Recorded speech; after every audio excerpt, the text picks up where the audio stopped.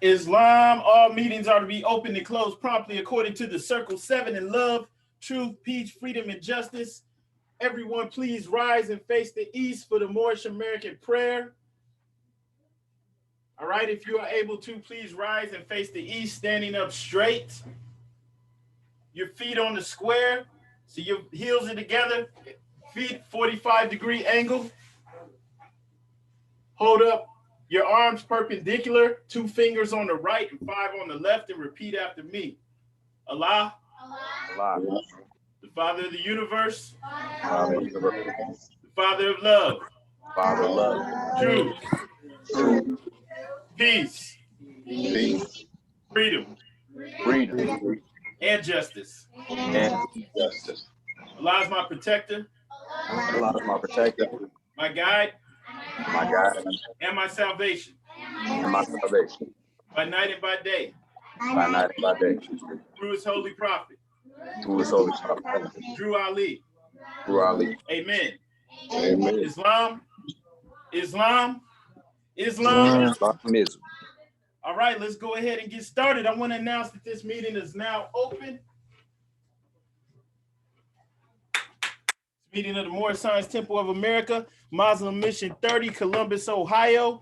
Thank all you Moors for attending. First and foremost, we rise and give the highest praise to the Most High, our Father God, Allah. We always give honors to our divine prophet, Noble Drew Ali, for bringing us our divine creed and nationality so that we may learn to love instead of hate. We give honors to the forerunner to the prophet, our brother Marcus Mosiah Garvey, for preparing the way for purity and love. We give honors to all the Adept sheiks and all the faithful Moors that make up the grand body of the Moorish Divine and National Movement. We give honors to the first appointed Supreme Grand Sheikh by the Prophet, and that's our brother Emily Ill. For those that don't understand, the Prophet established our government. He established our government. This is so important, Moors.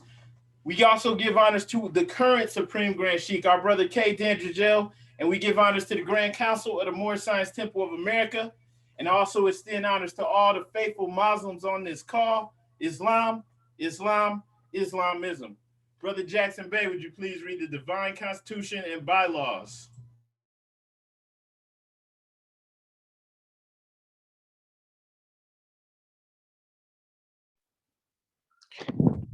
Islam, I rise giving perfect praise to Allah, honors to the Prophet, Noble Drew Ali, honors to the forefathers and foremothers, honors to the Asiatic nations and the Muslims all over the world.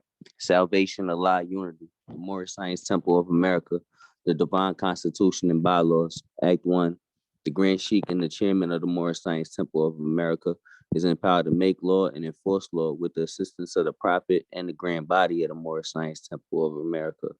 The assistant Grand Sheikh is to assist the Grand Sheikh in all affairs if he lives according to love, truth, peace, freedom, and justice, and it is known before the members of the Moorish Science Temple of America. Act 2, all meetings are to be open and closed promptly according to the Circle 7 in love, truth, peace, freedom, and justice. Friday is our holy day of rest because on a Friday, the first man was formed in flesh, and on a Friday, the first man departed out of flesh and ascended unto his Father God Allah. For that cause, Friday is the holy day for all Muslims all over the world. Act 3, love, truth, peace, freedom, and justice must be proclaimed and practiced by all members of the Moorish Science Temple of America. No member is to put in danger or accuse falsely his brother or sister on any occasion at all that may harm his brother or sister, because Allah is love. Act 4, all members must preserve these holy and divine laws, and all members must obey the laws of the government, because by being a Moorish American, you are part and partial of the government and must live life accordingly. Act 5, this organization of the Moorish Science Temple of America is not to cause any confusion or to overthrow the laws and constitution of the said government, but to obey hereby. Act 6, with us, all members must proclaim their nationality, and we are teaching our people their nationality and their divine creed, that they may know that they are part and partial of this said government, and know that they are not Negroes, colored folks, Black people, or Ethiopians, because these names were given to slaves by slaveholders in 1779 and lasted until 1865 during the time of slavery. But this is a new era of time now, and all men now must proclaim their free national name to be recognized by the government in which they live and the nations of the earth. This is the reason why Allah, the great God of the universe, ordained Noble Drew Ali, the prophet to redeem his people from their sinful ways. The Moorish Americans are the descendants of the ancient Moabites whom inhabited the northwestern and southwestern shores of Africa. Act 7. All members must promptly attend their meetings and become part and parcel of all uplifting acts of the Moorish Science Temple of America. Members must pay their dues and keep in line with all necessities of the Moorish Science Temple of America. Then you are entitled to the name of faithful. Husband, you must support your wife and children. Wife, you must obey your husband and take care of your children and look after the duties of your household. Sons and daughters must obey father and mother and be industrious and become part of the uplifting of fallen humanity. All Moorish Americans must keep their hearts and minds pure with love and their bodies clean with water.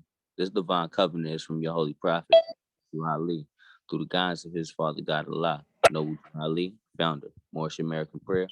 Allah, the Father of the universe, the Father of love, truth, peace, freedom, and justice. Allah is my protector, my guide, and my salvation, by night and by day, through his holy prophet, Ali. Amen. The Moorish Science Temple of America, Home Office of Noble Ali, Home Office, Chicago, Illinois, USA. Islam, Islam, Islamism. Happy Holy Day, Muslims. Islamism, gratitude, brother. All right, brother Cole Bay. Is Cole Bay on the call? All right, Cole Bay, would you please read the writ to the prophet? Islam. I rise and give honors to the great God Allah. Rise and give honors to our prophet, Noble Ali. Rise and give honors to the forerunner, Marcus Messiah Garvey. Rise and give honors to all Muslims on attendance and all Muslims on the planet. Prophet warns all Muslims to be read in every meeting. I hereby inform all members they must end all radical speeches while at work, in their homes, and on the streets. We are for peace and not destruction. Stop flashing your cards at Europeans. It causes confusion. Remember, your card is for your salvation. Failure to obey these orders will be a severe consequence. We are for love, truth, peace, freedom, and justice. And when these principles are violated, justice must then take its course. Any member or group of members who hold malicious feelings towards the temple or the prophet or violate the divine covenant of the Moorish movement will receive their rewards from Allah for their unjust deeds. All true Moors will and must obey the law laid down to them by their prophet. If they lose confidence in their prophet, they should turn in their card and button, cease wearing the turban and fez, and return to the state where I, the prophet, found you. This is a holy and divine movement founded by the prophet Noble Ali, and if the prophet is not right, the temple is not right. The prophet, therefore, is sending out a divine plea to all Moorish Americans. They do their part in protecting the prophet and the temple. This is an everlasting movement founded by the prophet through the will of Allah to redeem his people from their sinful ways. Peace. Noble Ali. To be reclaimed at every meeting. Islam. I am glad to know I have a few faithful Moors among you all, and I desire for them to know the truth and the divine truth. There is a host of jealousy about me and the movement now by the same people of our side of the nation that claim that I was a joke and unreal. But now, since they found out from the government officials and the nations of the earth that this is the only sole foundation that all Asiatics must depend upon for their earthly salvation as American citizens, they are working every scheme they can to disqualify me so they may take charge of the situation. I have notified all these things to you long ago in the past. It is through the faithful Moors that attribute to the movement and uplifting funds. The ones that pay their divine respects to me and the movement will be remembered. That is why I'm calling upon all faithful Moors to increase their faithfulness to me, your prophet, and your divine Moorish movement.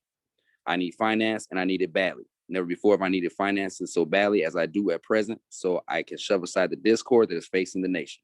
It all comes through jealousy because of my fame and nobility. The nations of the world would not recognize the movement without I, the prophet, being head. It has been proven by my works, which I have performed in the past few years. Prophet, Noble Ali. To the members of the Moorish Science Temple of America, Islam. This is instructions from your prophet, Noble Ali. Be faithful unto your forefather divine and national creed, that you will be blessed for your good deeds that you sow in the flesh. Allah is the one that judges the world, and his judgment is on now. But the weak can comprehend it not. The end of times are drawing near, so says Allah to his divine prophet, I, Noble Ali, and that is why many hearts have turned to stone. Many have eyes to see but cannot see, ears to hear but cannot hear, lest they'll be confounded of their sins. These are the trying hours now, dear Moors, and every evil spirit is moving, and they are trying every weak mind to overthrow and drag out the true foundation that has been laid and to cause confusion in the minds of the ones that do believe. But if you have the true love of Allah and the spirit of your forefather, you fear not what you hear or see, but will sacrifice the utmost of your very life to protect your movement and your prophet. Watch your enemies, dear Moors. Your enemies are the ones that speak against your prophet and ridicule him to the very lowest, and the ones that speak against your divine and national principles of your temples. Act accordingly, and Allah will bless you for your good work. Peace. Your divine prophet, Noble Drew Ali. Islam, Islam, Islamism. Happy Holy Day, Moors. All right. Gratitude, brother. Islamism. All right. Today we're going to be reading from chapter 45. It's pages 56 and 57 in the Holy Quran. And this is the divine origin of the Asiatic nations. So we'll be going over this and building on this chapter. And then, of course, we'll open the floor to questions. So if anyone has any questions in general, not related to chapter 45, we ask that you hold them until we finish going over this chapter. And we're going to go ahead and get started now. Appreciate all you Moors for joining us on this call.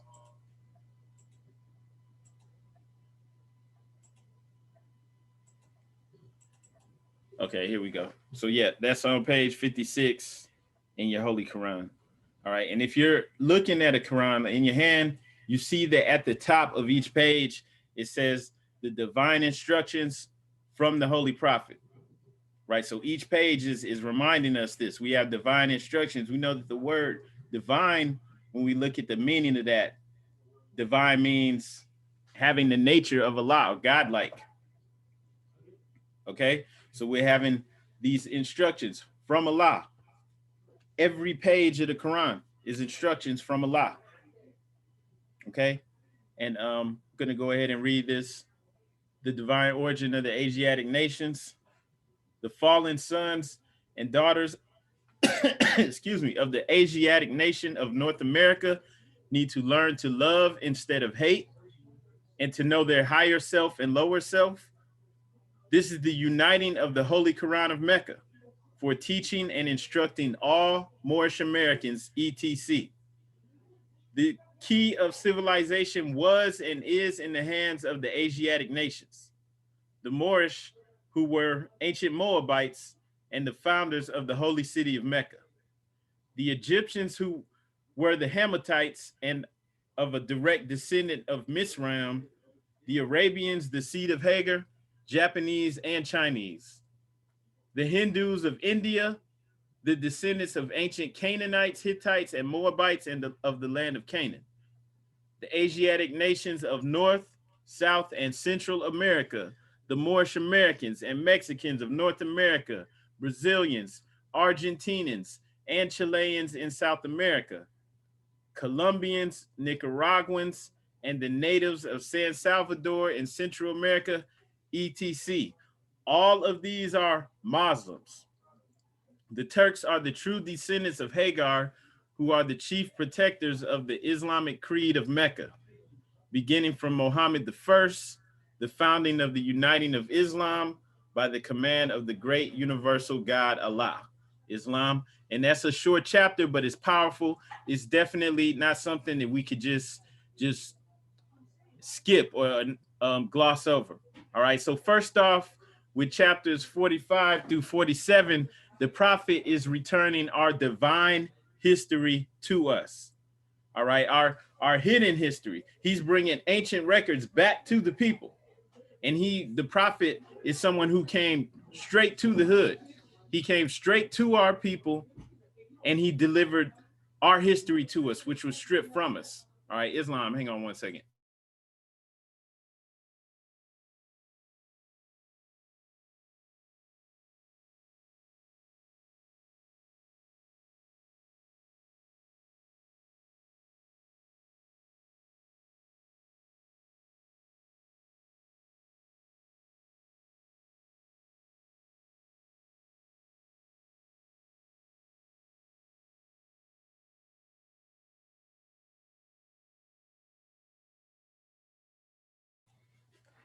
All right, so with the prophet is returning our divine origin to us. He's bringing our history to us.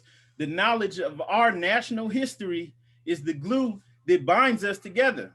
Our knowledge of self, right? Our proper social structures, how we conduct ourselves, how we can have a holistic lifestyle. Like we don't know how to eat right? We don't know how to do anything anymore. All of this stuff was stripped from us. And so in order to correct that, you have to know who you are. Okay. And there's a reason why this history is in the back of the Quran, because a lot of us want to skip over this and just go to this. Like I always say, like chapters 45 through 47 or through 48. These are the cool parts. Excuse me, because this is where the prophet is telling you who you are and how great your ancestors were. And of course, in the Quran, it says that you are who your forefathers were. So this is the cool part. You're finding out about your dominions and all this. But if you see, this is in the back of the Quran, because the whole beginning of the Quran is giving us the tools to live up to this, right? It's giving us the tools to build up ourselves. We always share that meme showing the Egyptian pharaoh and showing how it's about subduing the lower self. So the prophet is giving us the tools to subdue the lower self. Why? Because our ancestors are the creators of civilization, literally. Like right now, to just say that, it's just like throwing something out there. It's not even realistic because we are not living up to that at all. Like I'm not saying you aren't living up to that and I am. I'm saying as a whole, we are not living up to that. All of us. We could be doing way better than we are right now. There's no reason on earth that we should have neighborhoods filled with people that look like us and we don't own at least 90% of that. It's like the opposite. We own 10%, if that. There's no reason for that. There's no reason that we have to tell our children, oh, if the police say this to you, you have to be subservient. We have to teach them to survive because we can't even protect them. We can't even protect them. The police can just gun someone down and they'll get off. And that's why they do it. There's some people who join specifically so that they can kill somebody that look like us and get away with it. Right? So the gods don't live like that. The creators of civilization can't be that in that type of position where they're getting ruled over and ran through like that. Right? So we're not there yet. So the beginning of the Quran is giving us the tools to empower ourselves.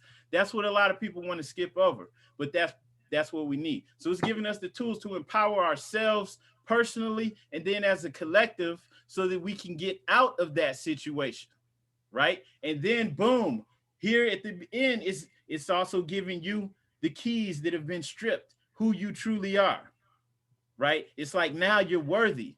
Now you've built your character up. Now you're at least working towards building yourself up. So here, this is who you are, right? Like you can't just go to somebody who's not even working on themselves and say, oh, you a god. You a god. You descend from the creators of civilization. And they can't even control themselves, right? You can't do that. You can, but they're not going to be able to do anything. And so this is in the back of the Quran for a reason. Right. So we work on ourselves. We're constantly working on ourselves. Why? Because we know the prophet said it right here. Right. He said all of these are Muslims. If we look at our nationality card, what does it say? What does it say on there? Anybody? I'll put one up. Right. So it says this is your nationality and identification card. This isn't just talk.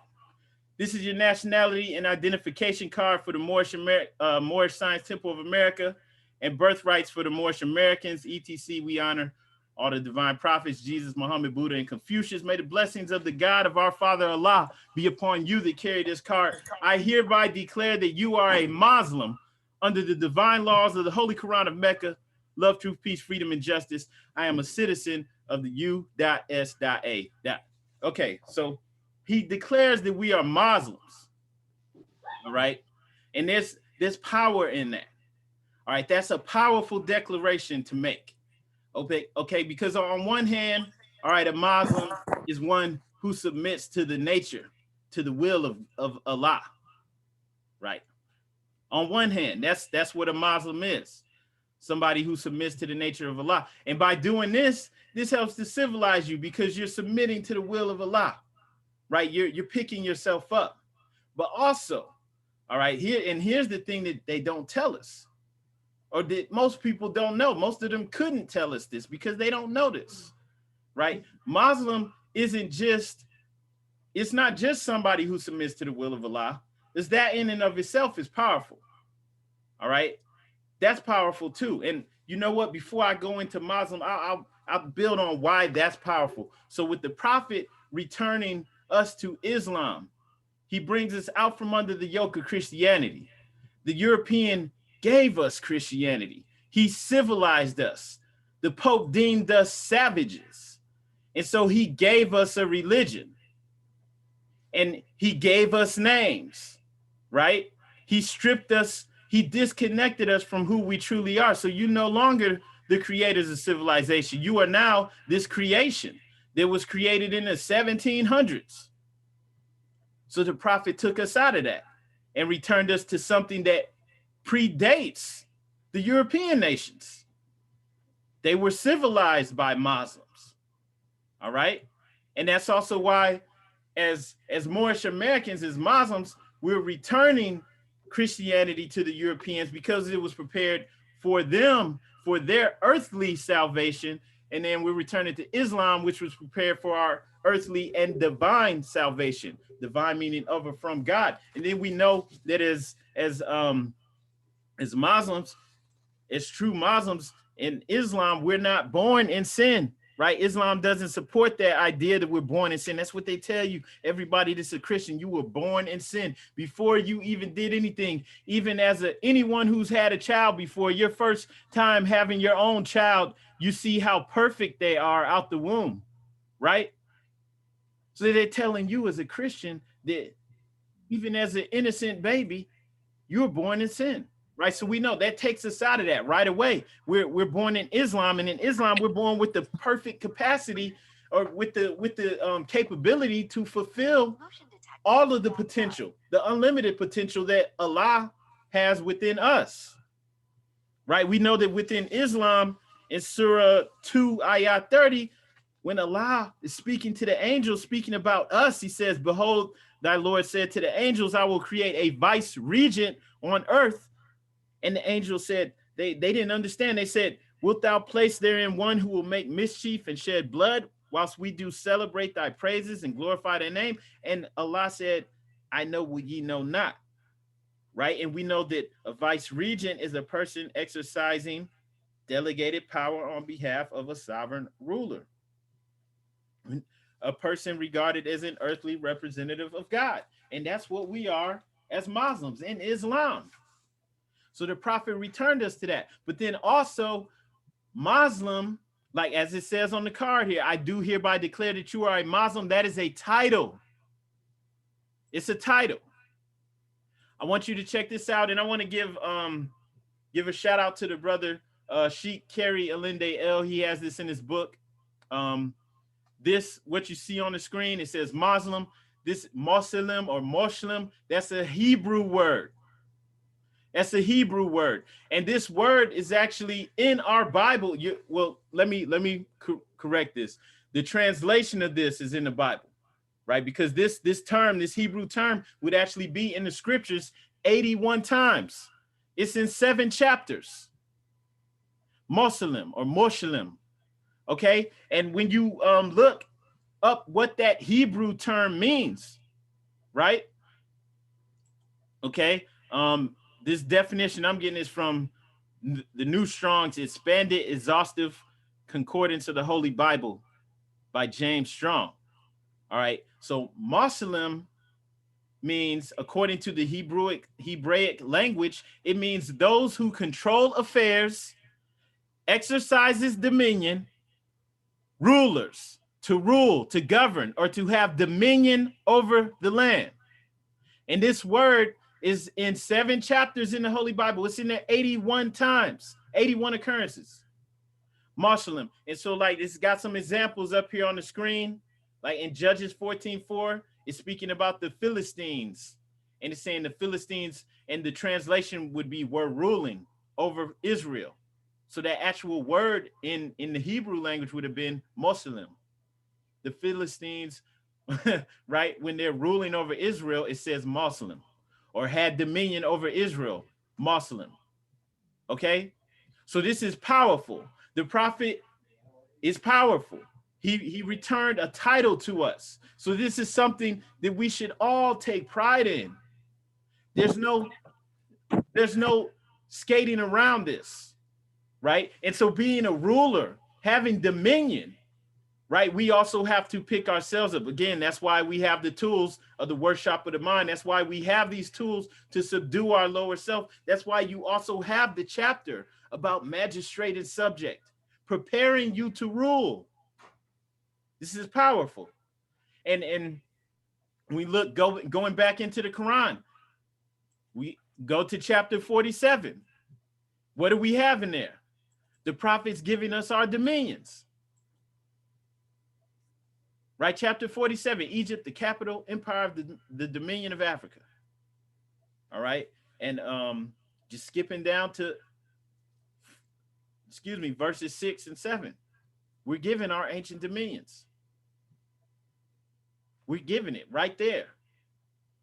Okay, their dominion, verse 7, their dominion and habitation extended from northeast and southwest Africa across the great Atlantis, even into the present North, South, and Central America, and also Mexico and the Atlantis Islands before the great earthquake, which caused the great Atlantic Ocean. So once again, these are hidden records.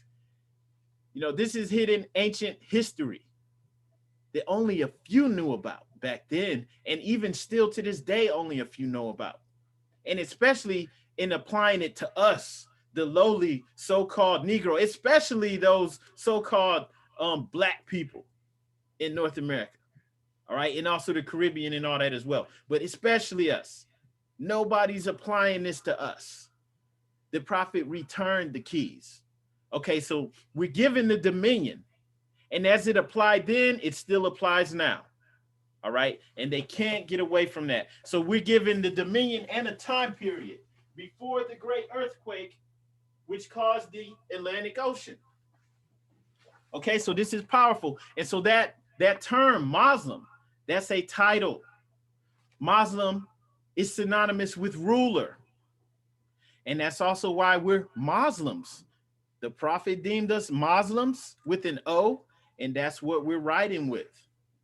Okay, we do this for a reason. We don't change what the prophet brought, regardless of what people think. A lot of this we need to study harder so that we truly understand what we have, what we're working with. Okay, and just saying that this is something that we cannot skip over, and it's powerful. The prophet returned our hidden knowledge to us. He gave us a title, and we didn't even know it. Like at that time, there were a lot of brothers and sisters who couldn't read. Okay, and it took a while for us to gain true understanding on what was really done. And we're still learning.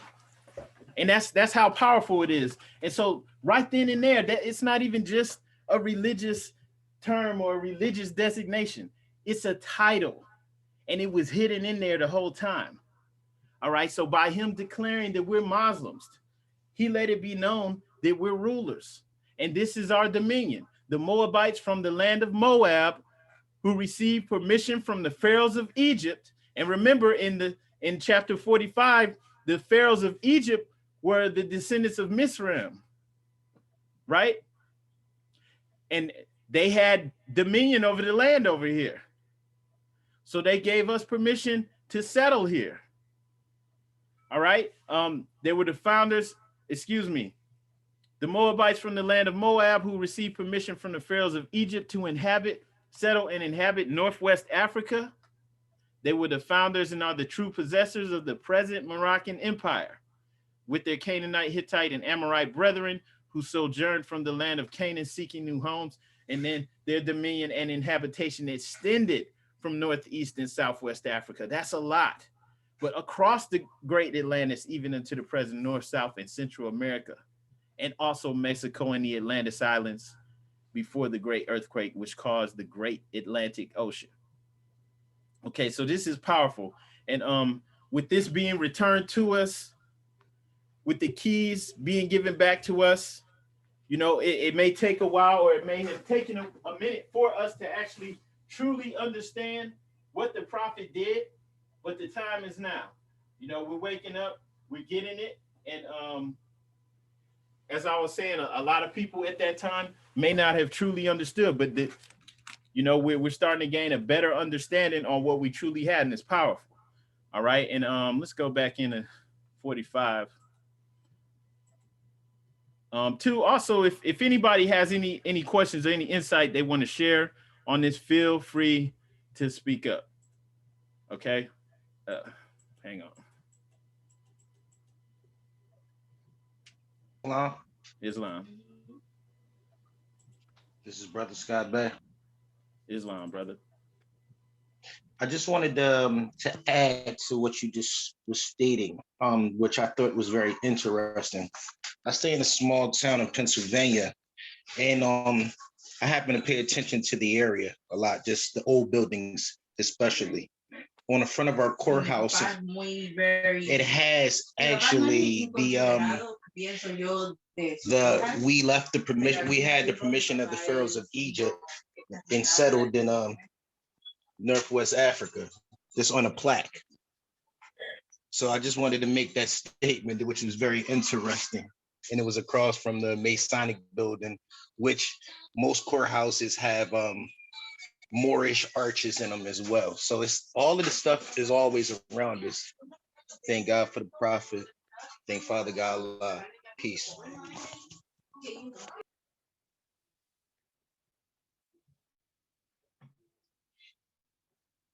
Islam, brother.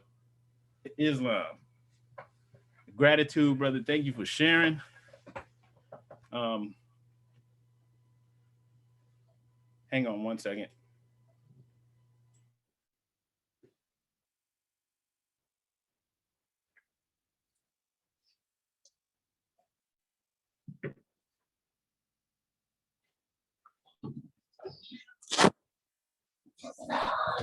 Islam, brother. Hang on. I'm working on my sound. It's going in and out. Hang on.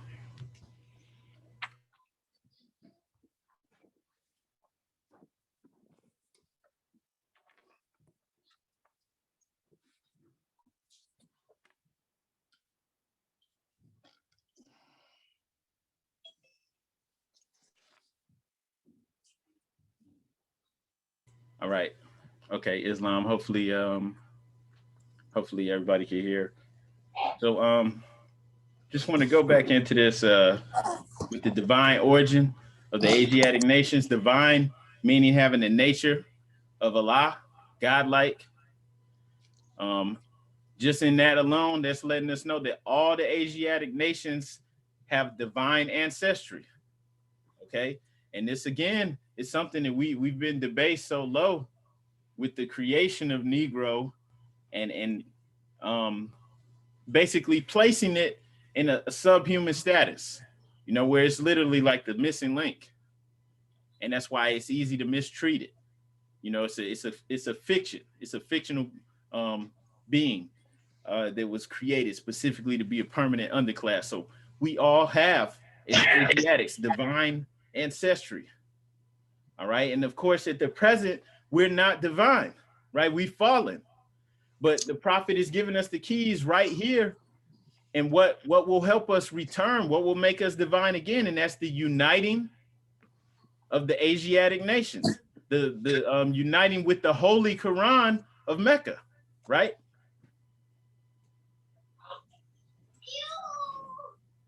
And then we're given the title for all of those who are seeking to unite with the teachings of the Holy Quran of Mecca, and that's Muslims.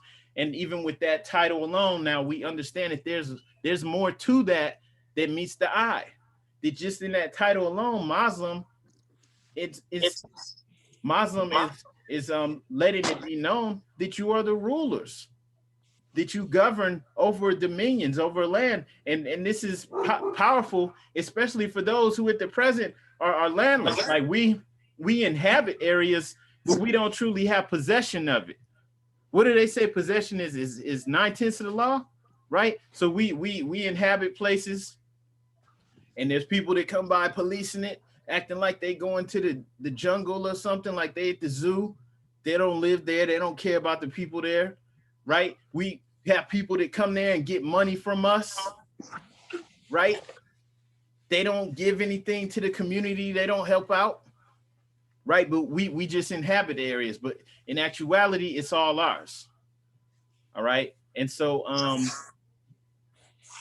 we're given the keys on how to take action, how to do this. We're to love instead of hate, to have knowledge of our higher and lower self. And by this alone, we come back into being who we truly are. We're civilized. We're the creators of civilization. And this also lets you know when in the descriptions in here of who's Asiatic, the Egyptians, the Hindus of India, the Asiatic nations, pretty much all the indigenous people over here in the Americas, whether it's Central, South, North America, the Caribbean, all of that, right? And even the Japanese and Chinese, the seed of Hagar, the Turks. So pretty much everyone who's not the pale-skinned nations of Europe is a member of the Asiatic nations. All right. And so we're given the true genealogy, the hidden genealogy of the Asiatic nations, and then it's known here now that all of these people are civilized and all of them are Muslims. All right. So we're given the keys on how to return to our grandeur of who we truly are. And just in that alone, that's powerful. So I just wanted to share that with everybody, and just let that be known too, because for the most part, we had no idea that Muslim also is a title, right? It's not just the name for those who submit to Allah. That in of itself is powerful, right? That's something that helps you return to yourself in your higher state, right? Submitting to the will of Allah. But also, Muslim denotes those who have dominion, those who are rulers, those who are governors. Islam. That's all I had to share on this measure, though. If anybody else has anything they want to build on or any questions about chapter 45, I yield the floor. Islam. Islam.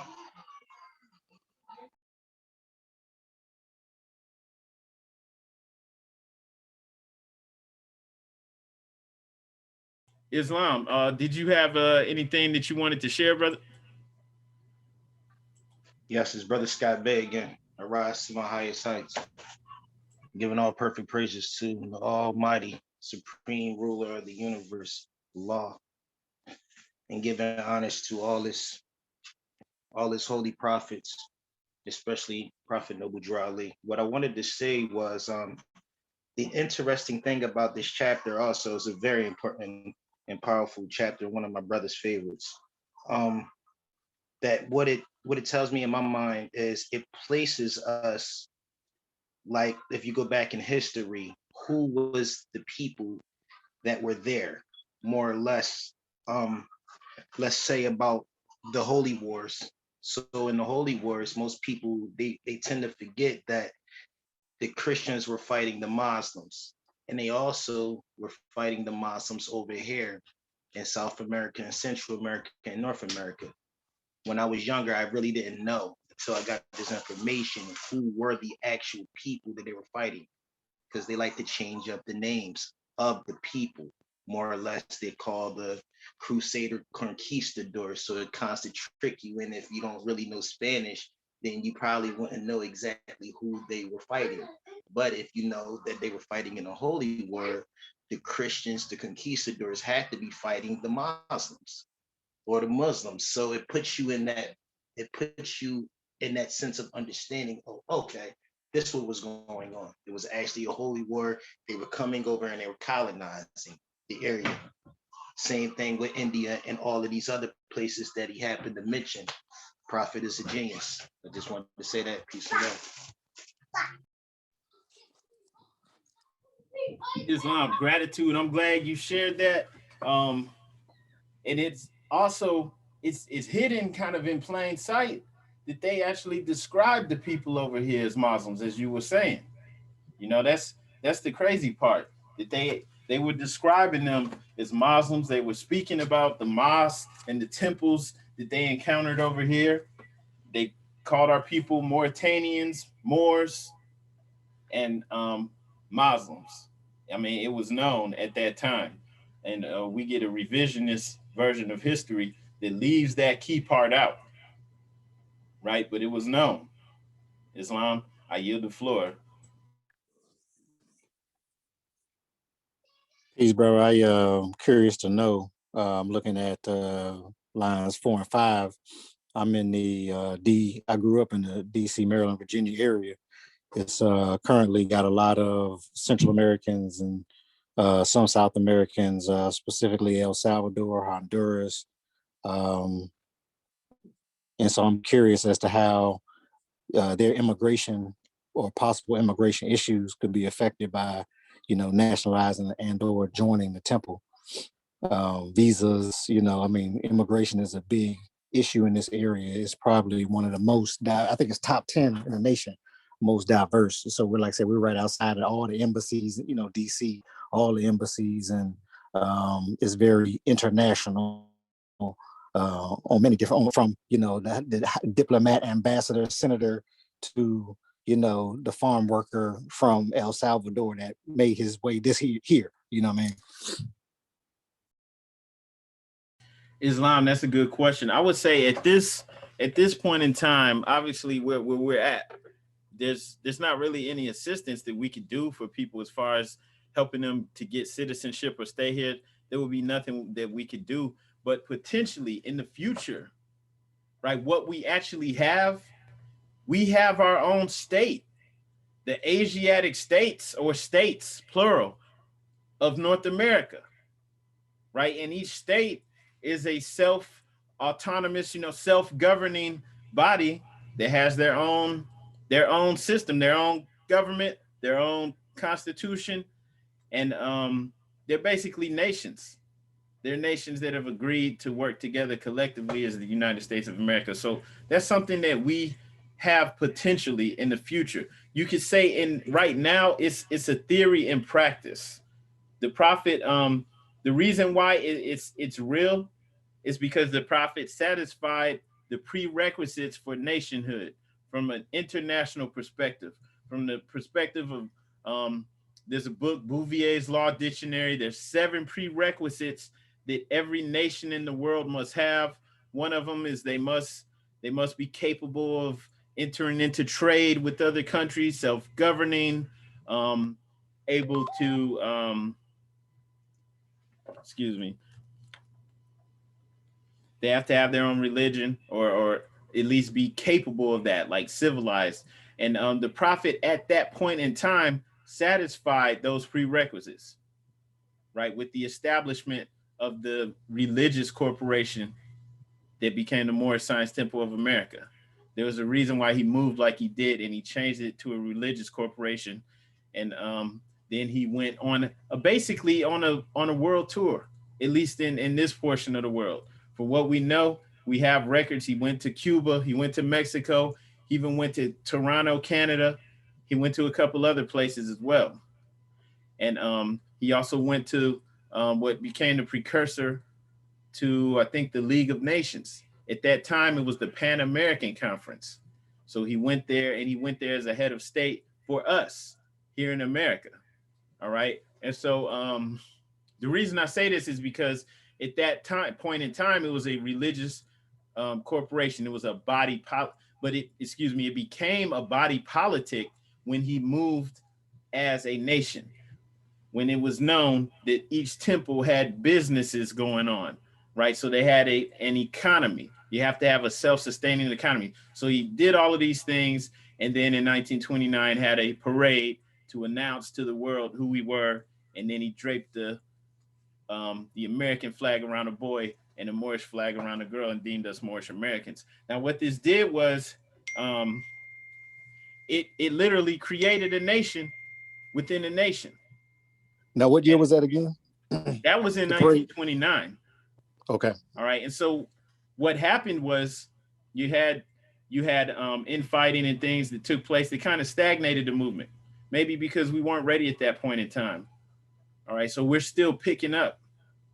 We have to get it to that point where we truly are self-governing, where we do have our own economy going. And then the governing system, the governing body that we actually have, then it will carry some weight, right? And we can move as a nation. And then we can start to maybe potentially have provisions for other Asiatics as well, regardless of where they're from, you know, where they could come in, proclaim and join and, or, you know, be here in North America if that's what they choose to do, you know. But at this point in time, we're not there yet. So that's something that we could work towards. Does that make sense? I'm curious as to what the obstacles are, but I don't want to, you know, divert the whole conversation. Islam, I would say just real quick, one quick answer would just be, we're kind of still at the point that the prophet left it at, maybe even a little behind the 8 ball, because at that point in time, each temple, let me bring up this image for you. At that point in time where each temple was, right, they were going to have businesses, and we're not even there yet. And then there were people who were vying for power, trying to take the position that the prophet had, but you have an even bigger split now, where there's several people who are saying that they are in the same position, when maybe there's only supposed to be one person in each position. You have several people trying to claim that. And so there's a lot of work that needs to be done. But just like with this article is saying, it's the policy of every temple to have a community store and a laundry owned and operated by qualified members of the temple. Then it's going on just saying some temples have 3 stores and markets, right, in some of the cities. And just that's something that we don't even have right now. And it's 2021. It's almost 100 years later, right? And you know, there was one head of state. There was a prophet, and then in February of 1928, he appointed Brother E. Mealy Ill to be the chairman and supreme grand sheikh of the Moorish Temple of America, but the prophet was the supreme head, right? And there was a chain of command. He established the Supreme Grand Council, right? He established the judicial form of the government, and the grand body and the grand sheikh and chairman of each temple is empowered to make and enforce law. Then you had the national grand sheikh and chairman, they're empowered to make and enforce law for, you know, the national level. So it was set up, it was structured. And then things happened to take it kind of backwards because of infighting, right? So we have work to do.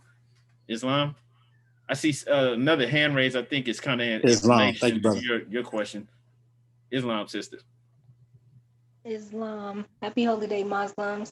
First and foremost, I'd like to rise and give perfect praise to our Father God Allah. I like to rise and give honors to His Prophet Noble Ali and honors to all you Moors in attendance.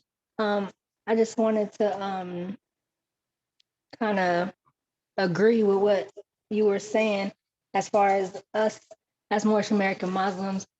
We have a lot of work to do, Islam, and you know, we must learn this science and build our foundation. And you know, we're starting pretty much from square one with this information because it wasn't passed down to us like it was supposed to be, so that, you know, we can't help others at this point in time. I mean, you can't help somebody if you can't help yourself first. So we have to put ourselves in these positions, you know, before we can reach out to our Muslim, Asiatic brothers and sisters internationally. Islam. Islam. But I mean, it starts with business. You know, after we get this knowledge of self, then we must build businesses. And through business, that's when we'll be able to contract and trade and patronize each other's businesses. I believe that is the way to go. Islam. Islam. Islam. I saw the brother Shaw Bay and then brother Scott Bay, please. Islam, yield the floor. Islam, praise Allah. Praise Allah. Happy holy day, Moors. Honors to the Prophet. I give praises first and foremost to Allah. Um, Sis, you just took the words right out of my mouth. Islam. Praise Allah, Islam. Brother Scott Bay. Islam, I read Ras. I have a more or less a statement and a question. My daughter's mother is her family is Ecuadorian. So and I'm Moorish American. So if they're Ecuadorian American and I'm Moorish American, on her birth information, I put Ecuadorian Ecuadorian / Moorish American. The question I have is this, pertaining to somewhat what the brother was saying, or maybe that's an option. If the prophet went to these different places in the different parts of the American continent, and I don't know if it's true or not, but I seen a nationality card in Spanish. I think it was Cuban.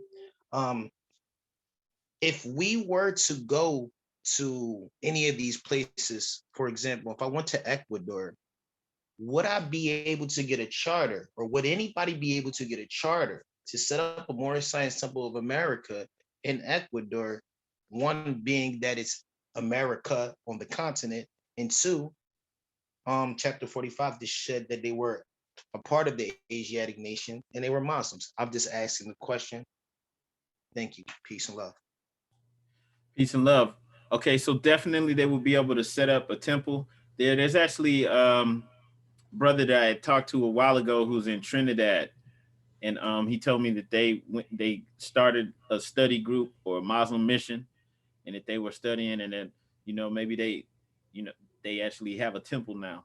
So yeah, this would be open to everyone. The card that you're talking about, yeah, it says the official Cuban Americano headquarters. Then it has the prophet's address down there at the bottom, right? And this was before he made it a religious organization.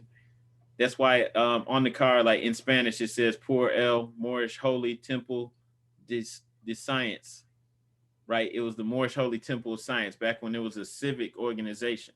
And that's how come at the bottom it doesn't say I am a citizen of the USA, right? Because that would have been overstepping the bounds. As a civic organization, it's subject to the laws of the government for the most part, right? And so that's why those cards at that point in time, like 1926, didn't say I am a citizen of the USA, and they were a little bit different. Okay, but still, as a religious organization, yes, could set up temples all over because these are all our dominions. All right, and here's one thing though to clear something up. Like, say you're of Jamaican descent, right? But you're from here. I see the hand raised. Say you're from here though, right? You're born here. You're born in Ohio or New York or something like that. When you join the temple, you're Moorish American. You know why? It's not discounting your Haitian or Arawak or whatever Taino, whatever tribal ties you have. It's not discounting any of that, right? We all fall up under that umbrella. Okay, so it doesn't matter if you're Cherokee, Seminole, Washita, any of this stuff. All of that falls up under the banner Moorish American. And in Haiti, they start temples there. It would be the Moorish Science Temple of Haiti, right? Because they have their own nation. So they would be Moorish Haitian. It's like that. That was the name of the island before the Europeans even arrived. It was Haiti.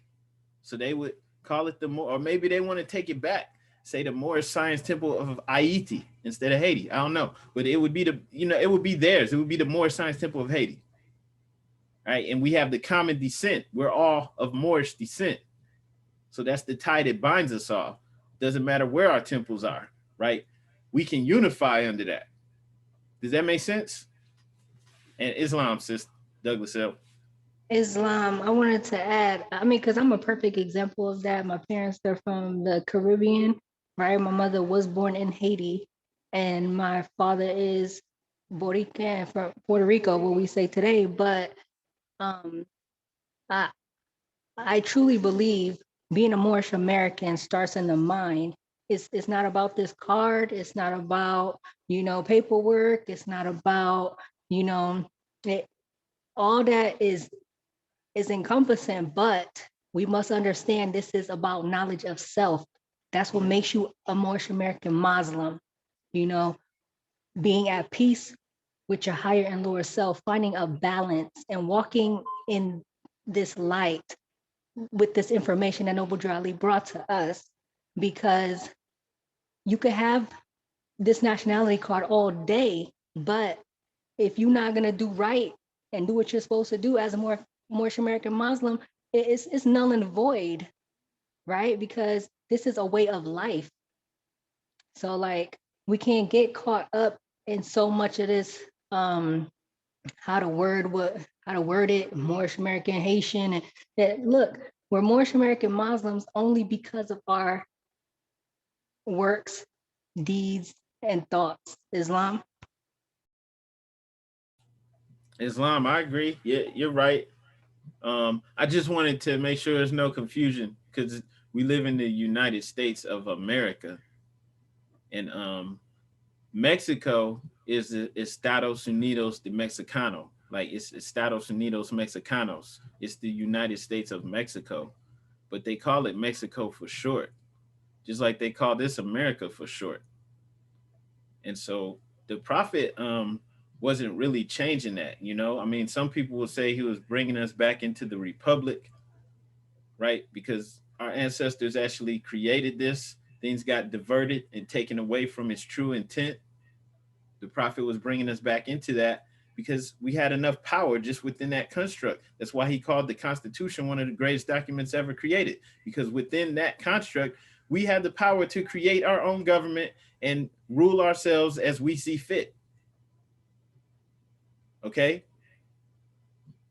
Within that structure that we have everything that we need to empower ourselves. But Islam. So just wanted, but yeah, like yeah, we don't really need to get caught up in all of this stuff too much because it's really about building ourselves up and actually being Moorish American Muslims. Muslims, now we know that that has deeper meaning, right? Muslim insinuates that you are a ruler, but we can't just run around saying that we're rulers in our lower self. We have to pick ourselves up so that we actually fit the bill, so that we actually are who we say we are, right? And then that's also having that insight or that view of Muslim that also gives us something to live up to, right? It gives us extra incentive to actually emulate or to be the creators of civilization, right? And to take these lessons to heart. Okay, but yeah, with this chapter, it's powerful. The prophets returning our divine origin to us, right? The lowly people, the people that everyone's overlooking. This is our ancient dominions, right? And it's powerful. And they moved our marker stone. They tried to remove it from the board, right? Our border stone. But even by their own Bible, that's what's going to get them caught up. Okay? Because we know who we are now. And all they could do was try to hide this from us. That's all they could do. But now that the secret's out and enough of us know we can move as a unit, is who we truly are. And now we can start to get redressed for these things that were taken from us.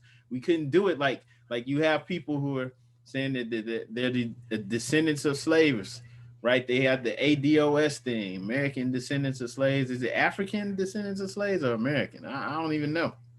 But it's something that we don't want to go off of, right? We're not the descendants of slaves. How come Europeans aren't saying they're the descendants of slaves? Right? They went through slavery and they act like they didn't even go through it. Okay, so our proper history knowledge of self is returned to us.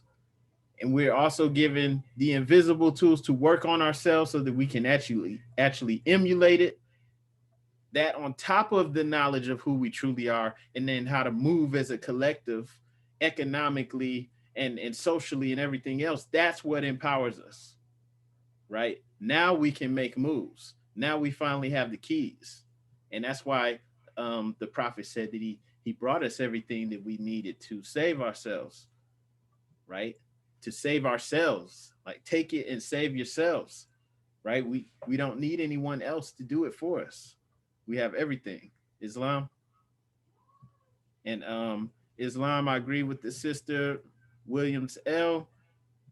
We definitely gonna start a Moorish directory. That's one thing the website is for. If you haven't already, I just want to reiterate.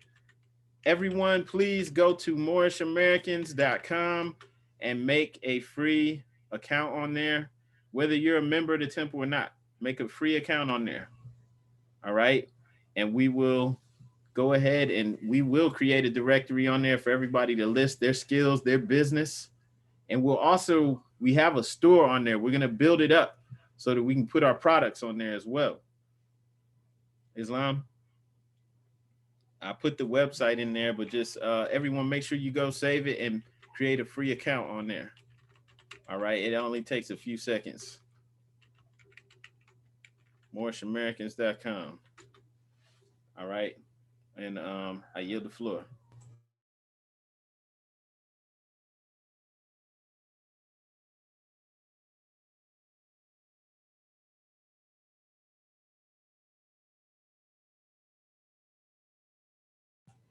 All right.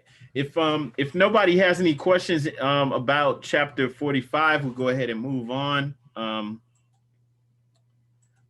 Well, I want to go ahead and just open the floor up to questions in general. If anybody has anything they want to ask or any statements they want to make, Islam, I yield the floor. I just wanted to share that, I believe I read in oral statements in context of the chapter in El Salvador and the immigration conversation. I believe I read in the oral statements, the prophet said the most important language for us to learn was Spanish. And I think there's, prophetic voice behind that. So that's just something to think about.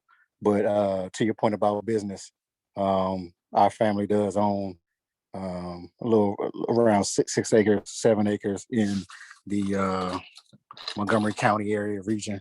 And we are looking to have a good growing season and inviting individuals to the market. I appreciate Brother Jason for driving around the property to view it and see one of them. And just, again, pushing forward the thought of business, preaching economic security.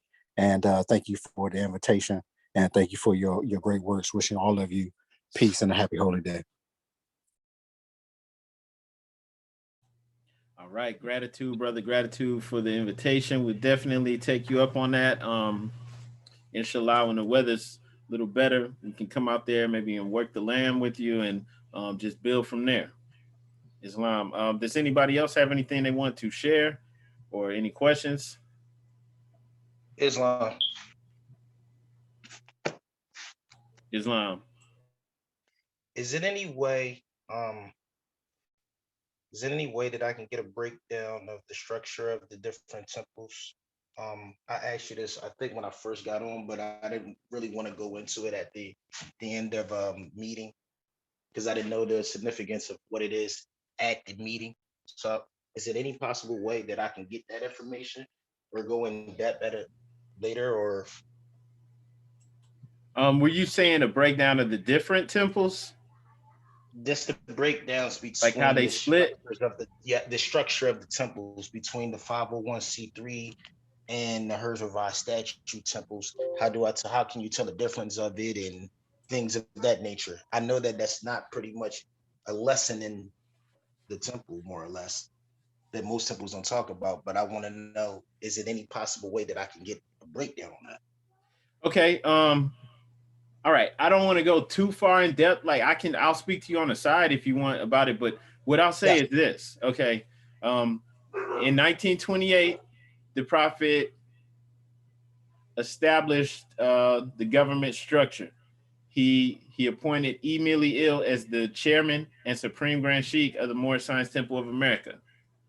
And the prophet is always the supreme head, regardless of whether he's here in the flesh or not. All right. So he had the structure set up with the supreme grand sheikh, who's the head of the Supreme Grand Council, and the chairman is the head of the whole national movement, all of the temples. All right, Islam, and see you, brother Thomas Bay. And then also with the judicial level, with the Supreme Grand Council, and then with the grand body, with all the grand governors and grand sheiks of all the temples, right, empowered to make and enforce law. So that was set up. And while the prophet was alive, you had a power struggle. There was a brother named Lomax Bey who was a sheik, and I believe he was the grand sheik and grand governor in Detroit, in Michigan. And he, at that time, probably had the biggest temple, right? Now, I'm going to rush through this. I'm not going to take a whole long time. He was bringing in a lot of money, and he wanted to be the head of it all. And at a meeting with the prophet there, this is how disrespectful the brother was to the brother who built the movement and picked us up. He said, y'all don't have to follow him. Y'all don't have to send him any money anymore, right? You can just stick with me, brother Lomax Bey in Detroit. And so he says this, and all hell broke loose. People wanted to take him out for that. The prophet warned him too. He gave him a call. He's like, look, people, are after you. You shouldn't have did what you did. He's like, you're no longer Grand Sheik. I removed that. He didn't kick him out. He said, you can just be a member, right? And the brother Lomax Bey wound up leaving the country. This is one split, though. This is what I'm saying. He left the country. His life was in danger. He went to Turkey. He eventually went to Egypt. He came back over here as a what they would say Orthodox Muslim, but he was a Sunni, practicing Sunni Islam, one sect of Islam. And he actually helped start the Sunni movement here, where you'll see still a lot of Sunni Muslims in Philadelphia. That was one of the places where he set up shop, like in Philly and Pittsburgh. And so that's why you still have a Sunni Islam community there. That was one split. He came back as brother El Zadeen, right? He had changed his name. Then after the prophet made the transition, there was a power struggle. You had one brother who came in, sat down in the chair, like he went, climbed out a window, came back in the building, sat down in the prophet's chair, because this was at the convention after the prophet made the transition. All the Grand Council, everybody sitting there, one empty seat where the prophet sat. This brother was the prophet's chauffeur. He came in, sat down in the chair and said, I'm back, right? And most everybody was like, get out of here. They didn't take him seriously, but a few people went with him because they were so distraught. Like they needed another prophet. And so the people who felt like that, they needed someone to come and save them, they went with him. And can't believe I can't recall that brother's name right now, but he basically, you have a faction of people that call themselves the reincarnated prophet. He was one, and then there was like four others who came after him who called themselves reincarnated prophets, right? There's a brother Dingo L. There's there's actually like four other people who call themselves reincarnated prophets. So there's that lineage, right? And then you had the brother Emily Ill, who the prophet had appointed. So we don't vote. The prophet appointed the leader of the movement, and there were people who wanted it to be Brother Kirkman Bey. Brother Kirkman Bey spoke. He was a polyglot. He spoke several languages. He was charismatic. He was smart. The prophet took him with him to Cuba, and he spoke Spanish. And then I think he spoke some other languages too while they're meeting with these delegates from other countries, right? So he was respected. And he also spoke at the prophet's funeral. When the prophet passed, Emily Ill wasn't feeling up to the task of doing the eulogy, and Kirkman Bey stepped in. And when he did that, he got a lot of people on his back. A lot of people felt like he should be the leader. And so those people put some pressure on Emily Ill to create a position for him. And he created a position called the Grand Moderator, Supreme Grand Moderator. There was no Supreme Grand Moderator. The prophet didn't create that, but Emily Ill created it, basically like a middleman. And they wound up taking over. Like a whole bunch of people went with Brother Kirkman Bey, and they set up their own Moorish Science Temple of America with not with a Supreme Grand Sheikh, with the Grand Moderator. They still have that to this day, a Supreme Grand Moderator. And you know, I don't say this to disparage, like I don't want it to sound like that. A lot of people will say that faction, they'll call them the Inc., which I don't think we should do. That's disrespectful. A lot of people say that they're 501c3, which they may have been at one point in time. I don't know, but I bet you they're not anymore. If they were at one point in time set up as a 501c3 religious corporation, which puts you back under the jurisdiction of the United States of America and all this stuff, they're probably not anymore.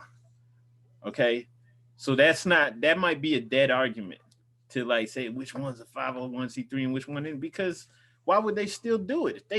Especially if they know better and they have people who are members who know better, who don't want to go along with that, right? So I don't even think that's a good argument, because there's a lot of people who wouldn't go along with that. So, you know, I don't. That's what I'm saying. Like, I don't even know if that's true anymore. And so, you had that faction. That was the main faction, because most people went under that branch with Kirkman Bey, Brother Kirkman Bey, and a few people stayed with Brother E. Millie. It was like probably the least popular branch. And, you know, the membership just kept dwindling down and down and down.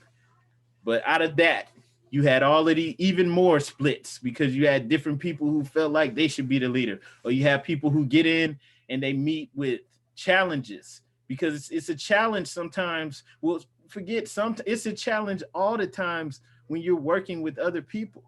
The more people you have, the more difficult it is, right? So people meet a challenge and they get scared and they want to go off and start their own thing because they can't handle the pressure. And so you had all these people who go off and, oh, I'm gonna be the head of my own movement, and they have like 5 or 6 people with them, you know, and that happened a lot. I mean, this is like me oversimplifying it, but it happened a lot, and that's why you have so many splits. Even out of those 3 or 4 factions that I mentioned, you had like hundreds come out of that, right? And a lot of it too is just people meeting. When people meet challenges, they shy away from it, right? Maybe they don't really respect what it is and how you have to step up and you have to keep pushing through anyway. But that's why. All right, and so that's where the split came from. You know, inshallah, the people who are serious will get it together and realize they need to work together regardless of all that stuff. And that's how come I'm not caught up in all that. I'm definitely not going to be up here stomping like, oh, you have to be with us and they're not right. I'm not doing any of that. I'm not. I refuse to. All right. I respect our leadership, you know, but I'm not going to sit up and do that. All right. But that's in a nutshell. That's where the split came from. Islam. All right. And I'll add one more thing to that too. A brother who the first time I ever saw a Moor wearing a fez was probably in was it like 2005 when I'm at Pleasant Bay? 2005 in Memphis, Tennessee. Brother Elihu Pleasant Bay.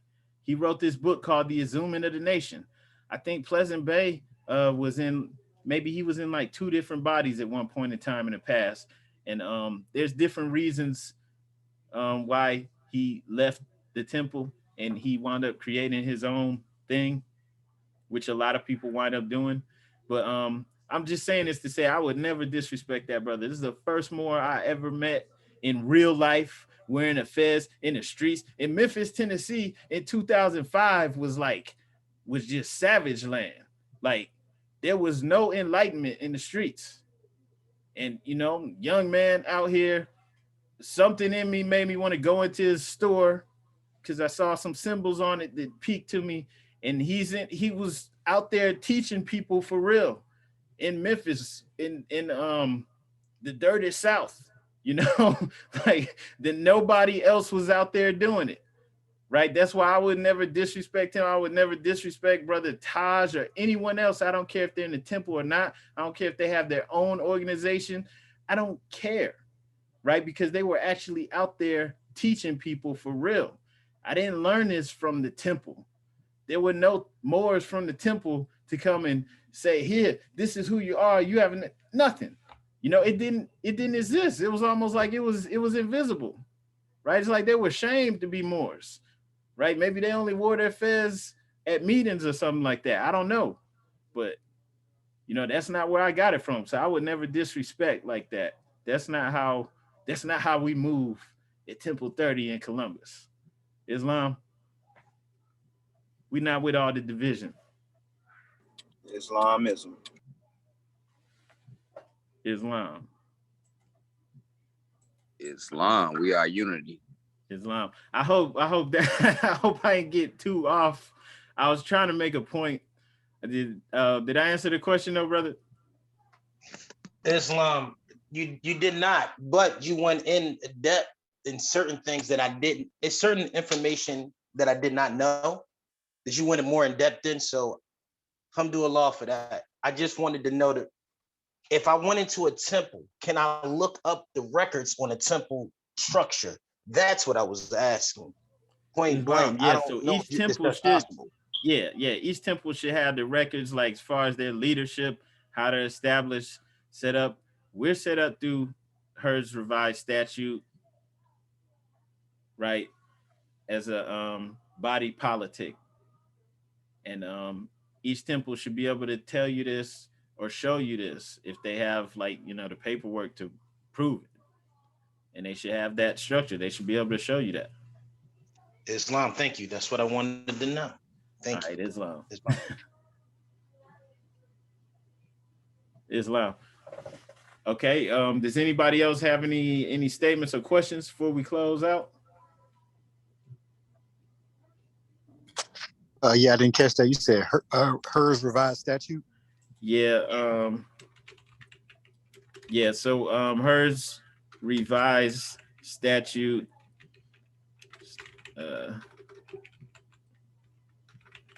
So I think I spelled that correctly. It's in the chat. Like in the maybe 1850s, you had this humongous law book that was written for Illinois. It's like thousands of pages, literally. And it's got all of these statutes in there, all of these state laws, and you had provisions for the creations of a religious society or religious corporation. And one of them that the prophet used, he gives you like the subsection so you can go and find it, because it would take you forever to find it on your own. It's like chapter 32, section 6 or section 36. And in there lets you know how the Moorish Science Temple of America was set up. It was set up under that section. And when you read it, maybe I could pull it up, maybe not, but it lets you know that a religious society was created, a religious society / body politic. And when you look up a body politic, you'll see that a body politic is actually a nation that's capable of governing itself. Okay. And so it's important to understand that, you know, the prophet, well, you can see this up here on the screen, right? The prophet didn't just set up a church, not knocking the church at all, right? It's got this thing on here that says Bouvier's Law Dictionary, 6th edition. Also in Bouvier's Law Dictionary, it gives you the prerequisites for nationhood, but it also has the definition for body politic, right? That's a government corporation. When applied to the government, this phrase signifies the state. As to the persons who compose the body politic, they take collectively the name of people or nation, and individually they are citizens, when considered in relation to their political rights and subjects as being submitted to the laws of the state. And that's why we say that being a member of the Moorish Science Temple of America is synonymous to being a citizen within our nation. We have an Islamic nation state. All right. We have a lot of work to do to make that actually mean something, but we have an Islamic nation state. All right. And it is what we are at this point in time. Some of us are on point.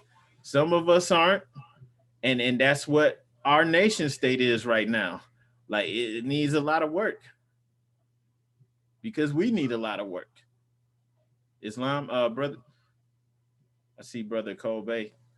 Have your hand up. Islam, rise, give honor to our prophet. Rise, give honor to great God Allah. I just wanted to camel back on that a little bit.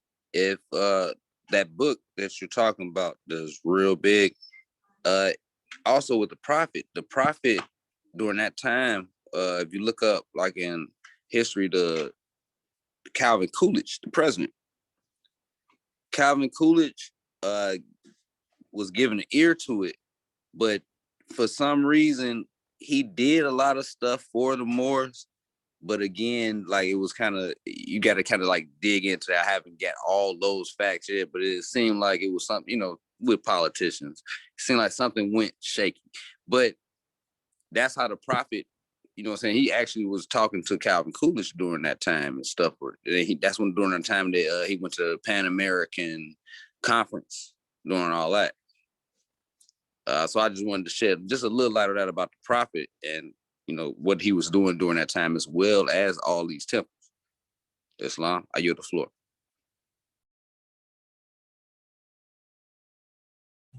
Islam and the brother Calvin Coolidge actually, well, allegedly he was a mulatto, and let me see, his vice president, I believe, was a Kaw Indian. He was the first vice president that was actually a member of a tribe. Coolidge, vice president. Yeah, I believe it was. Okay, yeah, I believe it was his vice president. Right. So at that time, okay, no, it wasn't. It must have been the president after him then. Curtis, yeah, it was Charles Curtis. This was also in the Prophet's time, though, right? He was a vice president in, I think, 28, right? So during the Islam. Prophet's time, you had a president who was allegedly a mulatto, and then you also had a president who was an Indian, right? Like Charles Curtis, his dad was European, and his mom was a full-blooded Kaw Indian, right? And you can see him right here. You can look him up on your look at his name, Curtis, right? You can look him up though, but like there's a lot of stuff that was going on that we don't know because we get a revisionist version of history. They leave this out, okay? And I pulled up the Hers Revised statute. I see your brother Jabbar. I see you have your hand raised. I yield the floor. Just quickly, in the state of Ohio, has there been any work around getting Moorish American Week celebrated?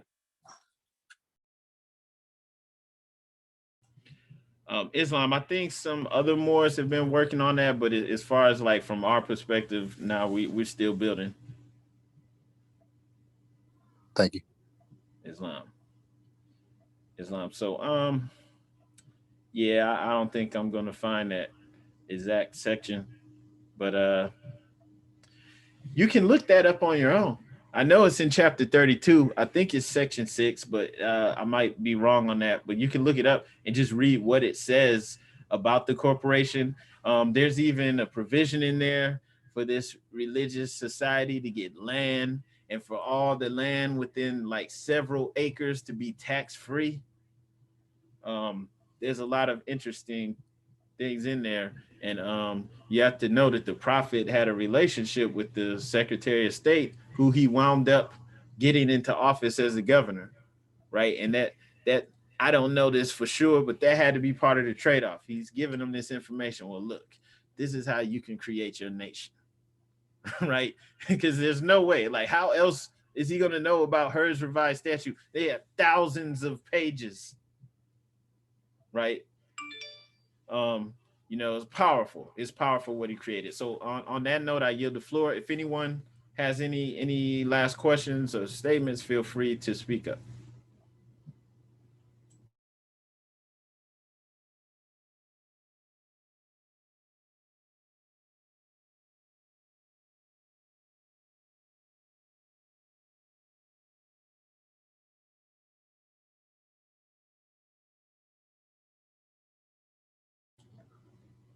All right, Islam. I think that's it highlighted right there too, where it says like 10 acres shall be exempt from taxation. Uh anyway, you can look this up on your own. You can just look up Hers Revised Statute, chapter 32, and maybe later on in the chat or something I can share the exact section. But on that note, want to announce without further ado, we're gonna go into the closing of the meeting. Hang on one second. We're gonna read the additional laws.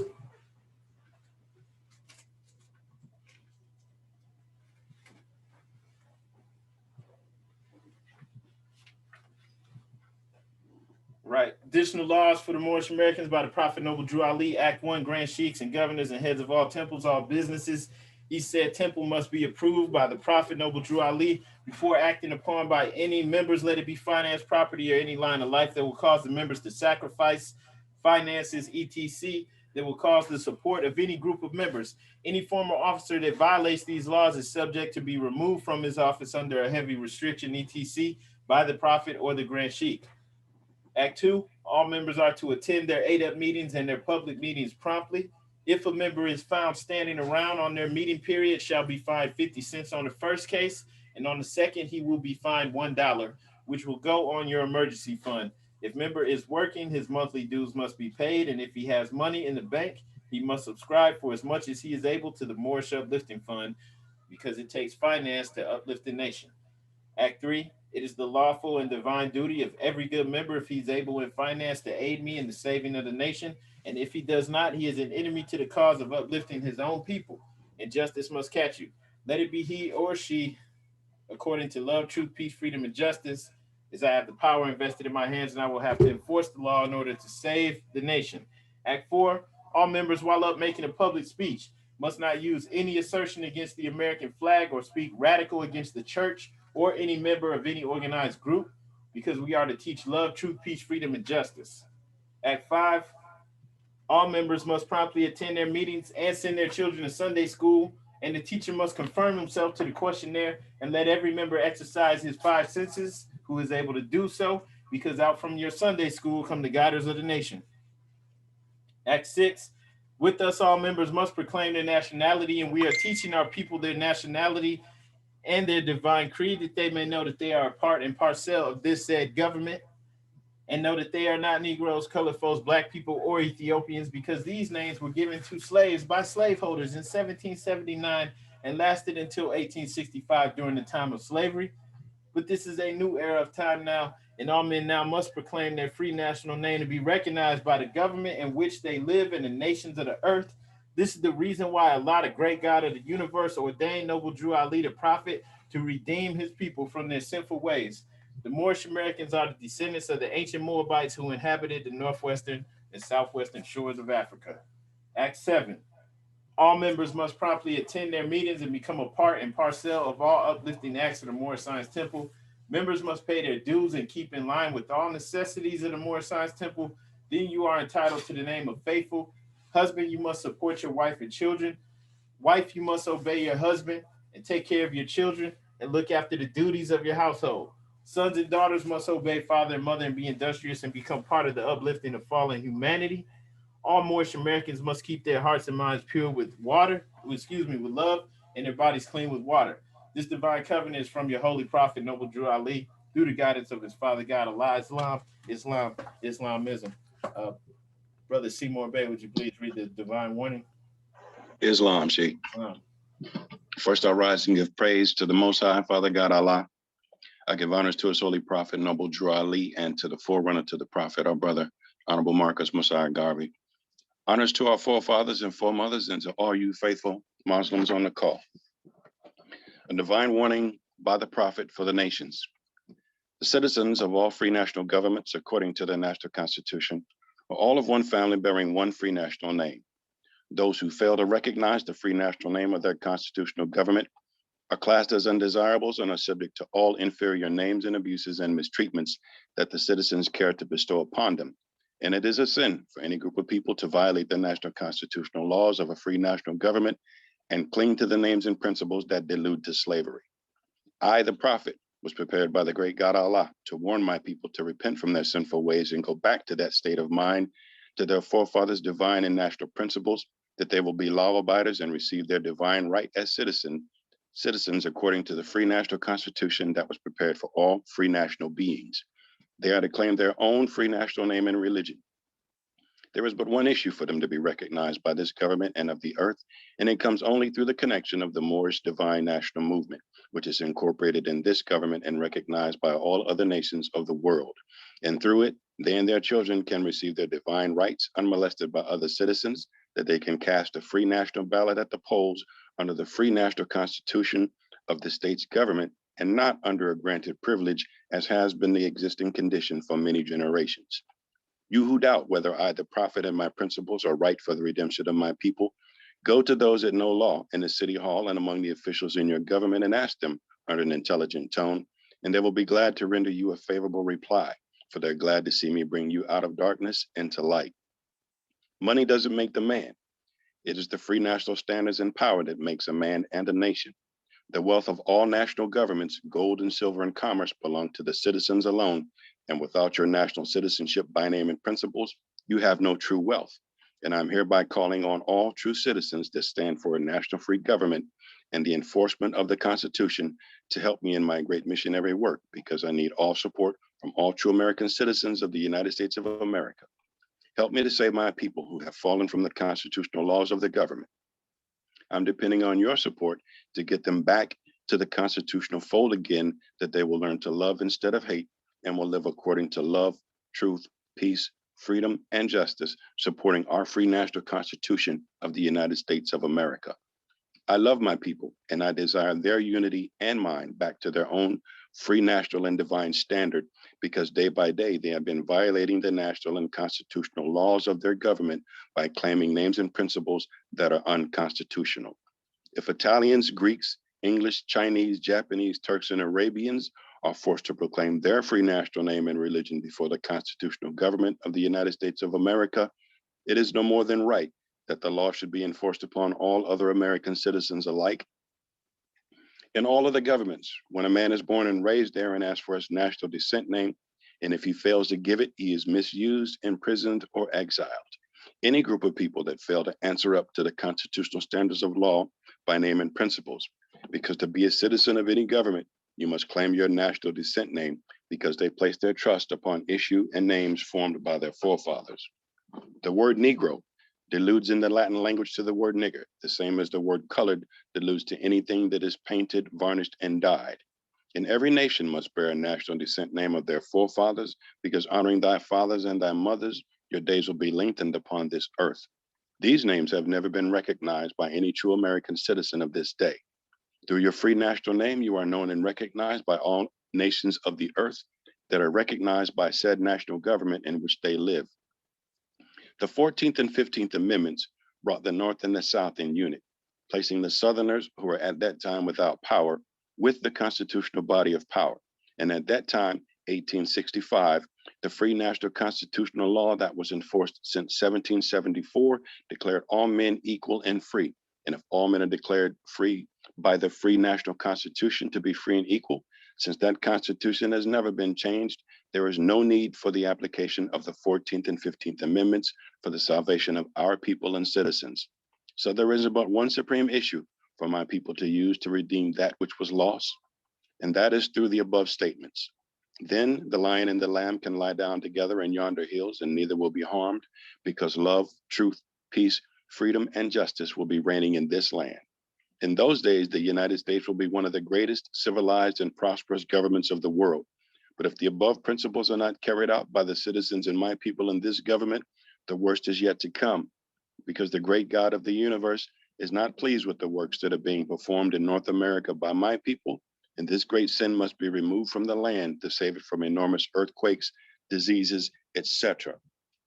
And I, the prophet, do herein believe that this administration of the government, being more wisely prepared by more genius citizens that believe in their free national constitution and laws, and through the help of such classes of citizens, I, the prophet, truly believe that my people will find the true and divine way of their forefathers and learn to stop serving carnal customs and merely ideas of man that have never done them any good. but have always done them harm, but have always harmed them, excuse me. So I, the prophet, am hereby calling aloud with a divine plea to all true American citizens to help me to remove this great sin, which has been committed and is being practiced by my people in the United States of America, because they know it is not the true and divine way, and without understanding, they have fallen from the true light into utter darkness of sin. And there's not a nation on earth today that will recognize them socially, religiously, politically, or economically, etc., in their present condition of their endeavorment, in which they themselves try to force upon a civilized world. They will not refrain from their sinful ways of action, and their deeds have brought Jim Crowism, segregation, and everything that brings harm to human beings on earth. And they have fought the Southerner for all these great misuses, but I have traveled in the South, and I have examined the conditions there, and it is the works of my people continuously practicing the things which bring dishonor, disgrace, and disrespect to any nation that lives the life. And I am hereby calling on all true American citizens for moral support and finance to help me in my great missionary work to bring my people out of darkness into marvelous light. From the prophet, Islam, Islam, Islamism. Islamism, gratitude, brother, gratitude. If anybody wants to look that up, the Hers Revised Statute, you could just look that up on Google. They actually at the bottom of the questionnaire, it tells you, it says chapter 32, section 36. But if you look that up on Google, it'll bring you to this, and that all of the provisions for the Religious Corporation Act, well, maybe not all of them, but a lot of them are listed here. And you can see too, just from reading over this and substituting trustees for sheik, right? You can see how it's powerful and how it actually provides for the creation of a society, an Islamic nation state, a body politics in the wording in there too. That's why we're using that, right? It allows for the creation of a body politic, which is a nation, right? And that allows us to participate in politics, everything. Whereas having a 501c3, you're limited in what you can do. So, it's powerful what the prophet did, Islam. And we're going to go ahead and close out. Appreciate all you Moors. Happy Holy Day. All meetings are to be opened and closed promptly according to the Circle 7 in love, truth, peace, freedom, and justice. We ask that everyone who is able, please rise and face the east for the closing prayer.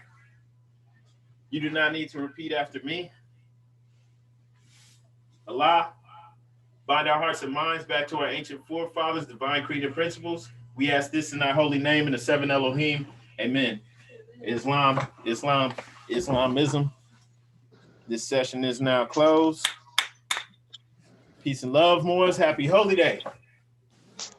Happy Holy day. Happy Holy Day. Peace. Happy Holy Day. Happy Holy Day. Happy Holy Day. Islam, happy holy